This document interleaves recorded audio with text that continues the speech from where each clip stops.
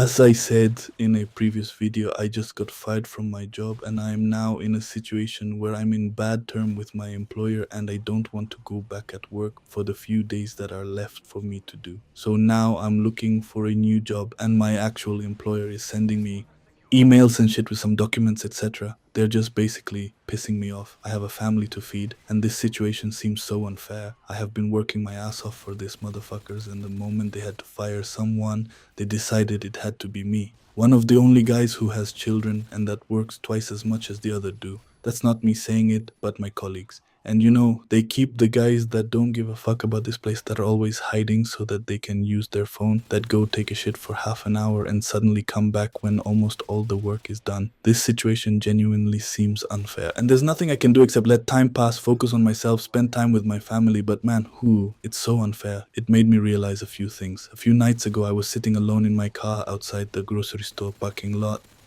It was raining. I had just finished reading another useless email from HR talking about professional transition and company restructuring. Fancy words to say, you are disposable.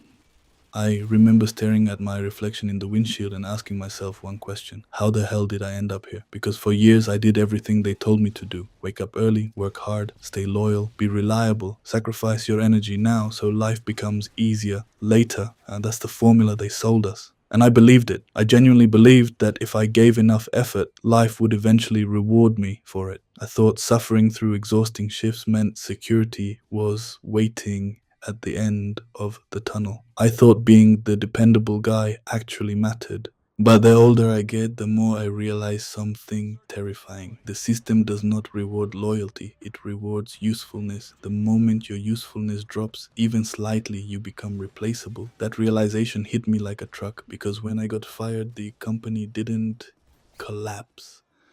The machines kept running, the supervisors kept laughing, everybody kept moving like nothing happened. Years of stress, fatigue, back pain, missed family moments, erased in one meeting. 15 minutes, that's what my dedication was worth. 15 minutes and a handshake. You spend years believing you are building a stable future, but in reality, you are renting your survival month after month. Your entire life depends on another man deciding whether your badge still works tomorrow morning. And the craziest part is that most people never question it, they normalize it. I used to work with guys in their 50s who looked completely dead inside. Every morning they walked into that building like prisoners entering a cage they had already accepted. Same coffee, same complaints, same fake laughs, same routine for 20 years. One guy told me something that still haunts me. He said, just hold on until retirement. Retirement. The man was basically telling me to wait until old age to finally live my life. That sentence destroyed something inside me because when you really analyze it, the entire structure is built around keeping you too tired to think clearly. Wake up exhausted, commute, work, come home drained, eat quickly, sleep, repeat. Then Saturday arrives and you spend half the day recovering from the week. Sunday becomes anxiety day because Monday is already waiting around the corner. That's not living, that's maintenance. And I know some people will hear this and say, well, that's just adulthood. No, that's conditioning. There's a difference. Human beings were not born to spend their entire existence asking permission to survive. Yet most people accept this reality because fear is stronger than curiosity. Fear keeps people attached to situations they hate. I understand that fear now more than ever. When you have children, responsibilities hit differently. Suddenly, you can't just disappear into uncertainty. Every decision feels heavy, every risk feels dangerous. That's why so many people stay trapped. Not because they are lazy, not because they are stupid, because they are terrified. Terrified of losing stability, terrified of judgment, terrified of failing publicly. I can't even blame them anymore. But losing my job forced me to confront something I had been avoiding for years. I was surviving, not living. And deep down, I think a lot of men know this already. They feel it during silent drives home from work. They feel it Sunday night before bed. They feel it when their alarm clock rings at 5 a.m. and their first emotion is disappointment. The worst part is not the exhaustion. The worst part is realizing your life is slowly becoming a loop you never consciously chose. And once I saw that clearly, I couldn't unsee it anymore. The next morning, after I got fired, I woke up automatically at the same hour as usual. 5 a.m., no alarm needed. My body had been programmed by years of repetition. I opened my eyes and for a few seconds I forgot what happened. Then reality hit me again. I wasn't going to work anymore. I just laid there staring at the ceiling while my wife and kids were still sleeping. The room was silent, but my head was loud as hell. Bills, rent, food, future, pride, all of it crashing into me at the same time. And strangely, underneath the stress, there was another feeling: relief. That confused me. How could I feel relieved after losing the thing that was supposedly keeping my life together? I sat in the kitchen, drinking coffee in the dark, trying to understand that feeling. Then it finally clicked. I wasn't mourning the job.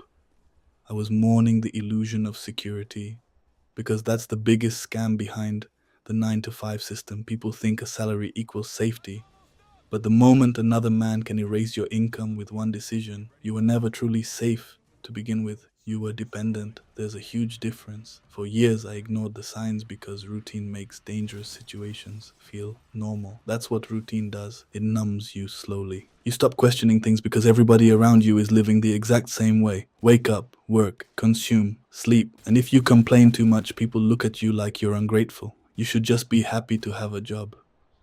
I heard that sentence my whole life. But why should I feel grateful for barely surviving while giving away most of my energy? Why is wanting freedom considered unrealistic, but spending 40 years exhausted considered normal? Nobody could answer that. The truth is, most people are not chasing happiness anymore. They're chasing relief. Relief from bills, relief from stress, relief from fear. That realization became impossible to ignore after my firing. A few days later, I had to go back to the workplace to sign some papers. I remember walking through the building and seeing everybody continue their routines exactly like before. The forklifts moving, the supervisors pretending to be important, the fake smiles, the forced small talk, and suddenly the entire place looked different to me. It felt like a theater play where everybody secretly hates the script but keeps acting because they need the paycheck. One of my coworkers pulled me aside and whispered, "Man, honestly, you're lucky."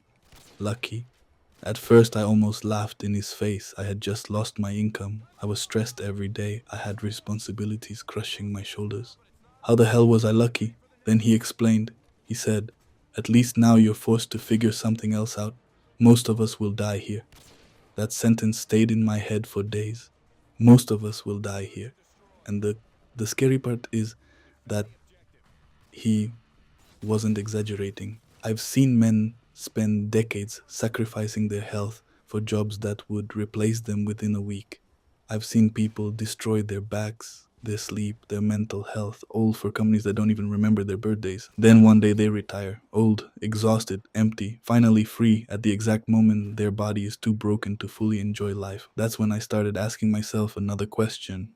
What if the system was never designed to make people free? What if it was designed to make people obedient? School trains you to follow schedules, jobs train you to tolerate repetition, society rewards predictability. The moment someone steps outside that structure, people panic. You're taking a risk.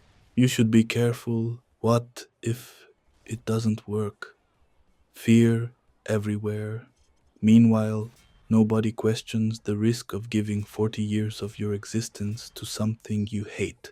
That's considered responsible. I started realizing that many people don't actually choose their lives, they inherit them. They follow paths handed to them by parents, schools, culture, and fear. Then they wake up at 40 wondering where all the time went. And honestly, that thought scares me more than failure ever could, because failure at least means you tried. But living a life you never truly wanted, that's a different kind of pain. Now, don't get me wrong, I'm not sitting here pretending everybody should quit their jobs tomorrow and magically become millionaires online. Life doesn't work like that. Responsibility is real, bills are real, fear is real. I know that better than anybody right now, but I also know this. If you spend your entire life depending on systems that can discard you overnight, eventually reality catches up. And when that happens, you realize something painful. Nobody was coming to save you, not your employer, not the company, not society. You were expected to sacrifice yourself quietly and keep moving until your body gave up. The moment I understood that, I stopped seeing my firing as pure bad luck. I started seeing it as a warning.